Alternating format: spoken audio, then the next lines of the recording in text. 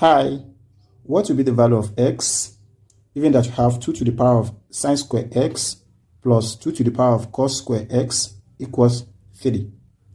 Then let's have it to be solution. But before that, let us recall from trigonometry that when you have sine square x plus cos square x always equals 1, let's make sine square x as subject of the formula. We have here to be sine square x equals 1 minus cos square x. So having known this one, let us recall from the problem given to us, we have 2 to the power of sine square x plus 2 to the power of cos square x equals 3. So let's substitute this that equivalent to this here. So we are going to have 2 to the power of 1 minus cos square x plus 2 to the power of cos square x equals 3. Then do remember that when you have a to the power of m minus n from the law of indices, this equals as when you have a to the power of m divided by a to the power of n. So by applying it here, we are going to have 2 to the power of 1 divided by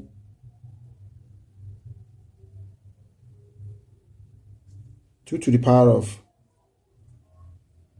cos square x plus this 2 to the power of cos square x, then everything equals 3. Then we can see that we have 2 to the power of cos square x in common here and here. Let's 2 to the power of cos square x to be equals y. So therefore here will now be 2 divided by y plus y equals 3. Then to eliminate this, let's multiply 2 by y. Definitely here will be 2. Here will be y squared equals, here will be 3y. Therefore, let's take this to this side. We have here to be y squared minus 3y plus 2 to be equals 0. So from here, we can have this minus 3y as y squared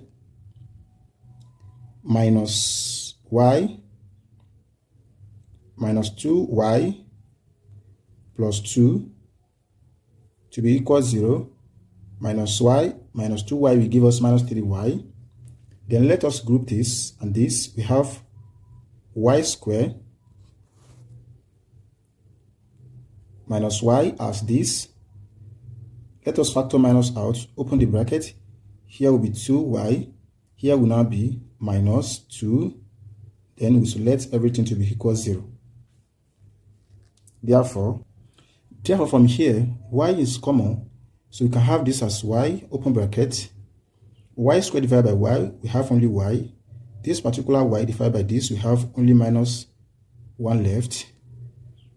Here is 2 is common. We can factor it out as 2. Open bracket. 2y divided by 2, we have only y. 2 divided by 2, we have here to be minus 1. Then everything equals 0. Y minus 1 is common, so we can factor it out as y minus 1. Open another bracket. Y, the whole of everything here divided by y minus 1, we only have y. The whole of everything here divided by y minus 1, we only have minus 2 left. Then we have everything to be equal 0. Then what are we trying to say here is that for this expression to be equal 0, is either we have y minus 1 equals 0 or we have y minus 2 equals 0. So let's have it to be case 1. When we have our y minus 1 to be equals 0, this implies that we have our y to be equals 1. But remember that we have our y to be equals 2 to the power of cos square x. So therefore, we have 2 to the power of cos square x to be equals 1. And mind you that we can replace this one as 2 to the power of 0 from the law of indices. Any number raised to the power of 0 will give us 1. So mind you that we have cos square x to be equal 0.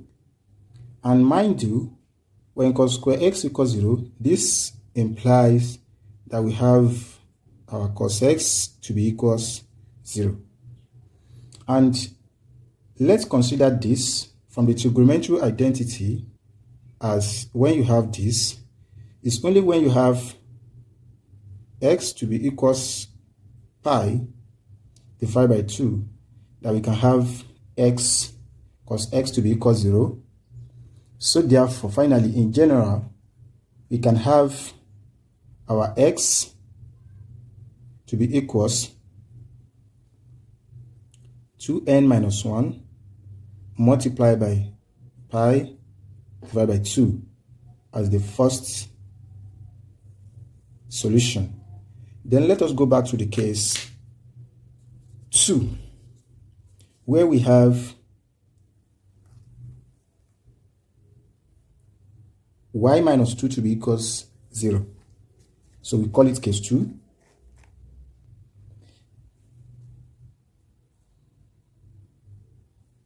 We have y minus 2 to be equals 0. And this implies that we have our y to be equals 2. But mind you that we have y to be equals 2 to the power of cos square x. So we have here to be 2 to the power of cos square x equals 2, this 2, but this one has power 1.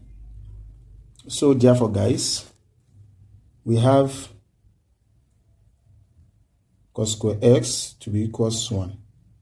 And if that's to be the case, so this implies that we are going to have our cos x to be equals positive or negative root 1.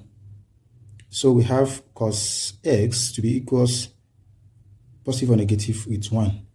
Then let's also say we have case 1 from here. When we have our cos x to be equals 1, so this implies that it's only when we have our x to be equals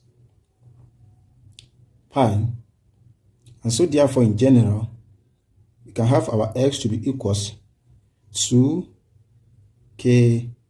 pi. Here's the general solution. Likewise, let's say we have case 2, where we have cos x to be equals minus 1. This also implies that we are going to have x in general to be equals 2n minus 1 multiplied by pi. So therefore, finally, we can rewrite all the expression as s equals 2n minus 1 multiplied by pi divided by 2 when s equals pi divided by 2 is the general expression. Also, x equals 2k pi when x equals pi. Here is the general solution. Also, another solution, x equals 2n minus 1 all in brackets multiplied by pi divided by 2. Here's the another solution. So if you are new here and you find this video interesting, don't forget to share, like, comment, and subscribe to our YouTube channel for more maths tutorial video.